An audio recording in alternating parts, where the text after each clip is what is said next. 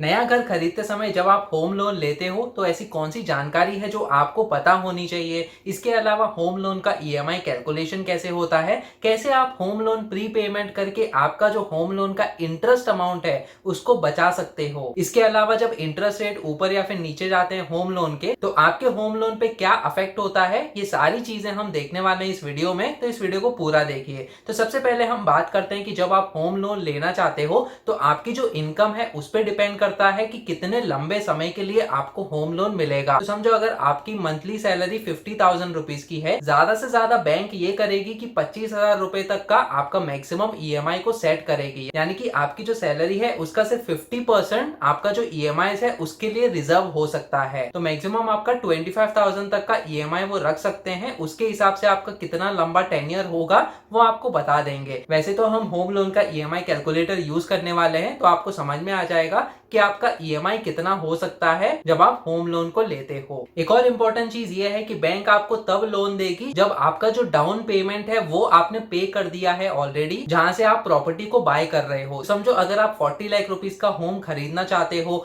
और इसमें आपका 30 लाख रुपीज का लोन लेना चाहते हो, यानी कि ऊपर का जो 10 लाख का अमाउंट है वो आपके पास प्रूफ होना चाहिए कि आपने ऑलरेडी पे किया हुआ है जहां से आप घर खरीदना चाहते हो। और जैसे ही आपने वो 10 लाख अमाउंट जो है पे कर दिया, ऊपर का जो 30 लाख का अमाउंट है वो बैंक आपको प्रोवाइड करेगी, डायरेक्टली जो सेलर है उसके अकाउंट में ट्रांसफर होगा और आपका लोन का जो ईएमआई अमाउंट है वो स्टार्ट हो जाएगा उसी महीने से। और दोस्तों इसी प्रोसीजर को हम कहते हैं लोन डिस्बर्समेंट। अब जब आपका लोन डिस्बर्स हो गया, आपका ईएमआई शुरू हो गया, तो आपके हर महीने के ईएमआई में दो कंपोनेंट्स होते हैं। एक तो आपका प्रिंसिपल अमाउंट होता है और दूसरा इंटरेस्ट अमाउंट होता है। तो जो प्रिंसिपल अमाउंट है वो तो आपने एज अ लोन अमाउंट लिया हुआ है, जो एडिशनल इंटरेस्ट अमाउंट है वो आपको बैंक को देना होगा, जो कि उनका प्रॉफिट होगा। अब दोस्तों इनिशियली अगर हम देखें तो इंटरेस्ट अमाउंट ज्यादा होता है जब आप इनिशियल स्टेजेस में आपका ईएमआई पे करते हो, और टाइम के साथ जो इंटरेस्ट अमाउंट है वो कम होते जाता है। दूसरी तरफ जब आप प्रिंसिपल अमाउंट को देखोगे तो ये सबसे कम रहता है स्टार्टिंग के स्टेजेस में, और फिर टाइम के साथ वो बढ़ते रहता है। तो हम ये भी चीज देखने वाले हैं जब हम होम लोन का एक्सेल कैलकुलेटर देखेंगे। जब आप होम लोन को लेते हो तो दो तरीके के इंटरेस्ट रेट होंगे। एक तो फिक्स इंटरेस्ट रेट पे आपको होम लोन मिलता है,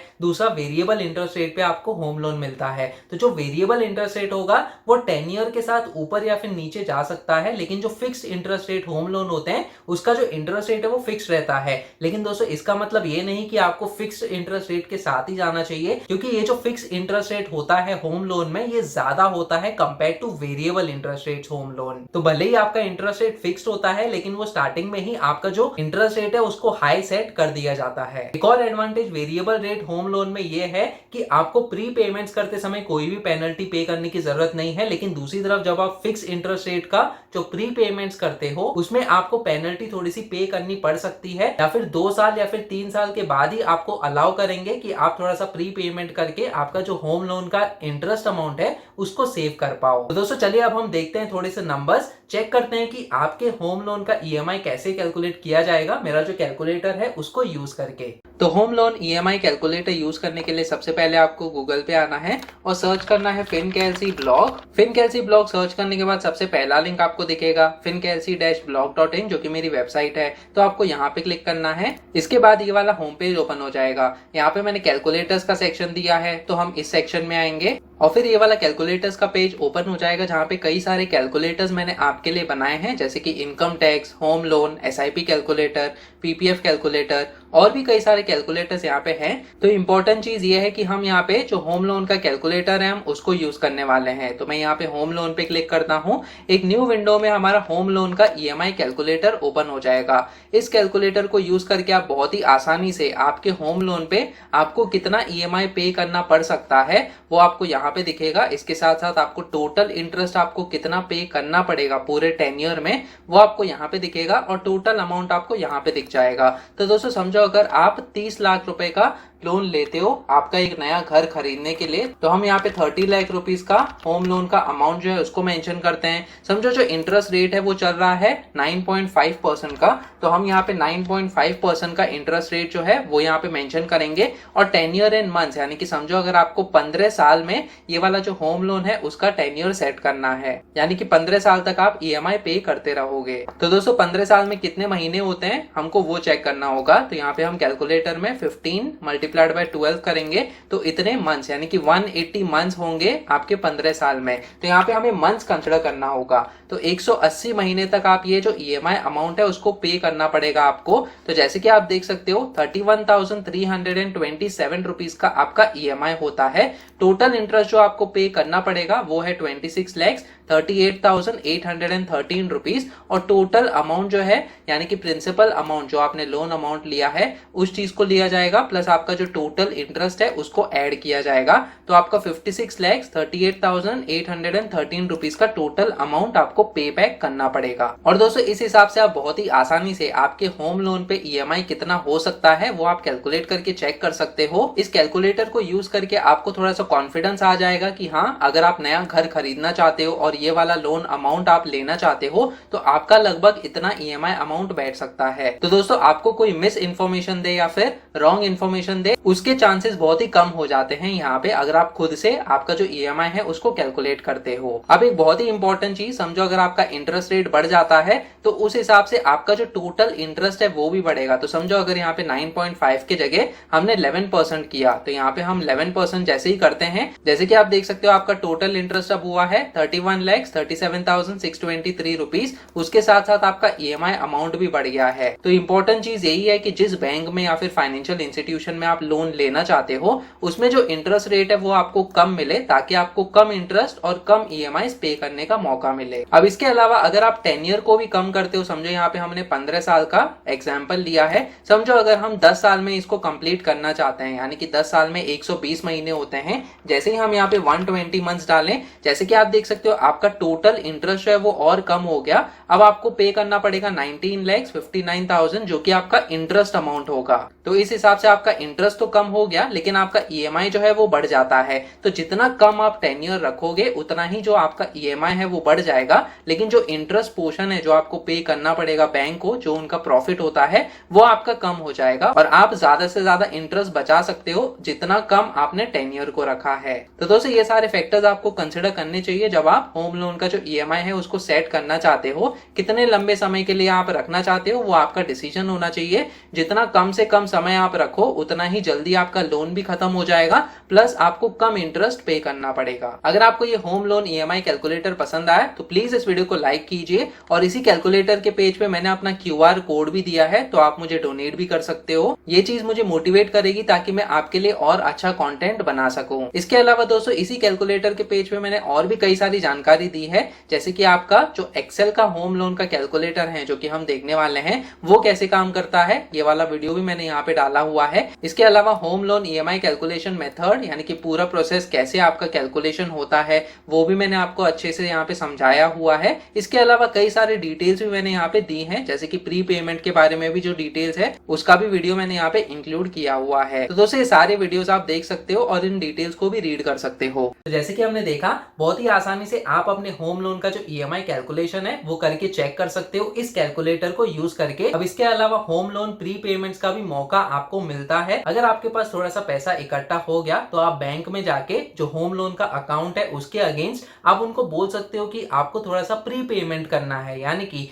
जो आपका प्रिंसिपल आउटस्टैंडिंग रिमेनिंग बैलेंस है उसमें आपको थोड़े से पैसे डालने हैं ताकि आपका जो लोन का अमाउंट है वो थोड़ा सा कम हो जाए। अब जो लोन का अमाउंट है वो जब कम होगा तो जो इंटरेस्ट पोर्शन है आपके ईएमआई में वो भी कम हो जाता है और इसकी मदद से आप अपना जो होम लोन का टोटल इंटरेस्ट अमाउंट है उसको सेव कर सकते हो। तो ये एक बहुत ही अच्छा तरीका है होम लोन प्री पेमेंट करने का, जिसकी मदद से आप अपने होम लोन का इंटरेस्ट अमाउंट बचा सकते हो। चलिए इसके भी थोड़े से नंबर्स देख लेते हैं कि जब आप प्री पेमेंट करते हो तो कितना होम लोन का इंटरेस्ट अमाउंट आप सेव कर सकते हो। अब होम लोन का प्री पेमेंट का जो एक्सेल कैलकुलेटर है वो आप बहुत ही आसानी से इसी कैलकुलेटर के पेज से डाउनलोड कर सकते हो। तो यहाँ पे जैसे कि आप देख सकते हो होम लोन ईएमआई कैलकुलेटर के ऊपर यहाँ पे मैंने download home loan EMI excel calculator का लिंक दिया है। इस लिंक से आप होम लोन का प्री पेमेंट का कैलकुलेटर भी डाउनलोड कर सकते हो और कुछ इस प्रकार से आपको ये वाला जो एक्सेल कैलकुलेटर है वो दिखेगा। तो दोस्तों समझो अगर हम ये वाला सेम एग्जांपल यहाँ पे भी ले लेते हैं, आपका 30 लाख रुपीस का लोन आप लेते हो 11% के इंटरेस्ट रेट पे 120 मंथ्स के टेन्योर के लिए।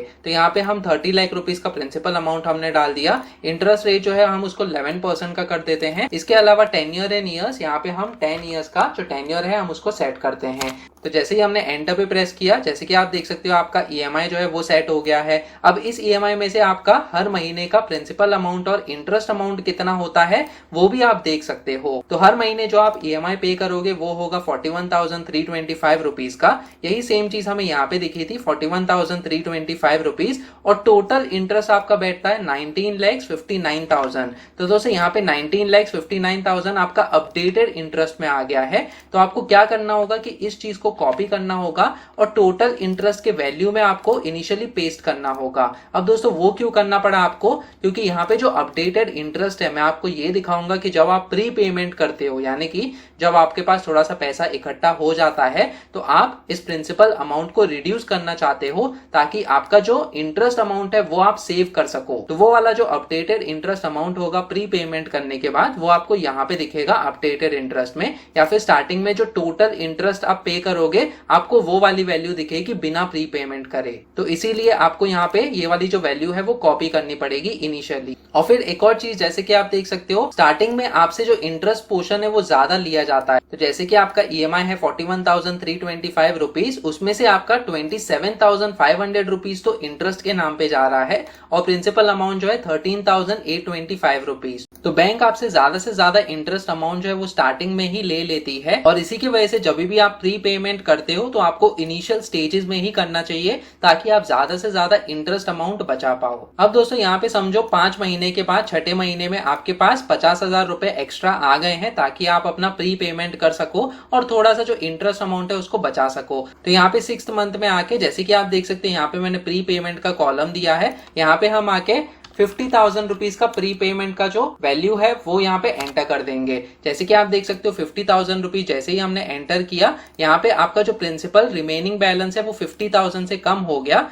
और इसी की मदद से आपका जो इंटरेस्ट पोर्शन है वो भी कम हो गया। अब आपको इतना इंटरेस्ट पे करना पड़ेगा और आपका टोटल सेविंग्स अगर आप देखो ये total interest minus updated interest होना चाहिए जो कि है 91,175 रुपीज। तो दोस्तों इतना इंटरेस्ट अमाउंट आप बचा पाओगे अगर आप 6th मंथ में यहाँ पे 50,000 रुपीज का प्री पेमेंट करते हो। अगर वापस से 6 महीने बाद आपके पास 50,000 रुपए इकट्ठे हो गए तो यहाँ पे आप वापस से 50,000 रुपीज का प्री पेमेंट कर सकते हो। एंटर पे प्रेस करेंगे, जैसे कि आप देख सकते हो अब आपका टोटल सेविंग्स हो गया 1,70,931 रुपीज। तो दोस्तों ये एक बहुत ही इंपॉर्टेंट फीचर है, जब भी आप होम लोन या फिर और कोई भी लोन लेना चाहते हो आप प्री पेमेंट्स करके उस लोन को जल्द से जल्द खत्म भी कर सकते हो ताकि आपको कम इंटरेस्ट अमाउंट पे करना पड़े। तो दोस्तों ये वाला एक्सेल कैलकुलेटर आपको मदद करेगा जब भी आप प्री पेमेंट्स करते हो उसको ट्रैक करने के लिए, और जितना जल्दी आपका होम लोन खत्म हो सके उतना जल्दी आप कर सकते हो। अब दोस्तों इंपॉर्टेंट चीज ये है कि जब आप प्री पेमेंट करते हो आपके पास 2 ऑप्शन होता है,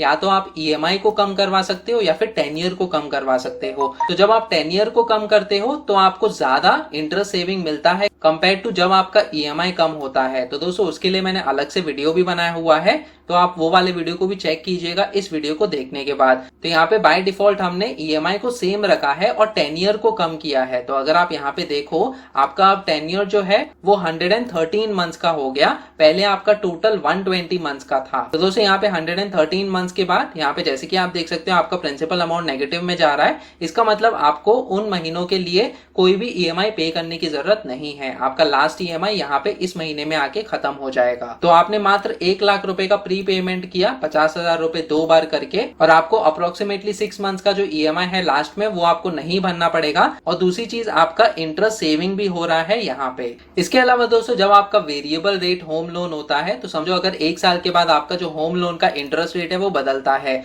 तो समझो यहाँ पे 11% के जगह 12वें महीने में यहाँ पे 11.5% हो गया। तो यहाँ पे आपको 11.5% का इंटरेस्ट सेट करना होगा। जैसे ही हम एंटर पे क्लिक करते हैं आपको एडिशनल इंटरेस्ट पे करना होगा अगर आपका इंटरेस्ट रेट इंक्रीज होता है, और अगर इंटरेस्ट रेट डिक्रीज होता है तो आपका जो इंटरेस्ट अमाउंट है वो भी डिक्रीज होगा।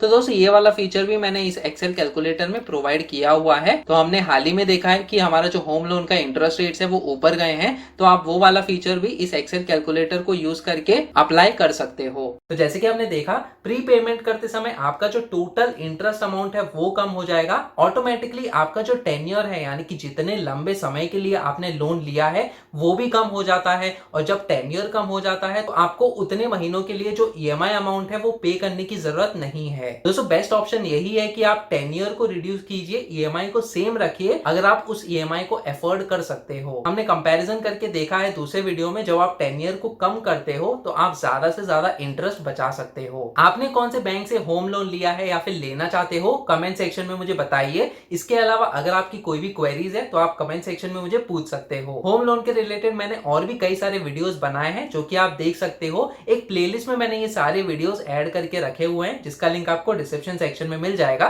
तो आप उन वीडियोस को भी चेक कीजिएगा। आप मेरा टेलीग्राम ग्रुप भी ज्वाइन कर सकते हो जिसमें हम लेटेस्ट पर्सनल फाइनेंस से रिलेटेड न्यूज और टॉपिक्स के बारे में डिस्कस करते रहते हैं। इस टेलीग्राम ग्रुप का भी लिंक मैंने डिस्क्रिप्शन सेक्शन में दिया हुआ है। वीडियो पसंद आए तो प्लीज इस वीडियो को लाइक कीजिए और शेयर कीजिए अपने दोस्तों के साथ जो कि होम लोन लेना चाहते हैं या फिर उन्होंने ऑलरेडी लिया हुआ है और जानना चाहते हैं कि कैसे वो अपना होम लोन जल्द से जल्द खत्म कर पाए। अगर आप इस चैनल पे नए हो तो सब्सक्राइब कीजिए मेरे YouTube चैनल फिनकेसी टीवी को। सब्सक्राइब करते समय बेल आइकन को भी दबाइए ताकि आगे आने वाली ऐसी वीडियोस आप देख सकें। फिर मिलेंगे किसी और पर्सनल फाइनेंस से रिलेटेड टॉपिक को लेकर, तब तक के लिए आप ये वाले वीडियोस देखो।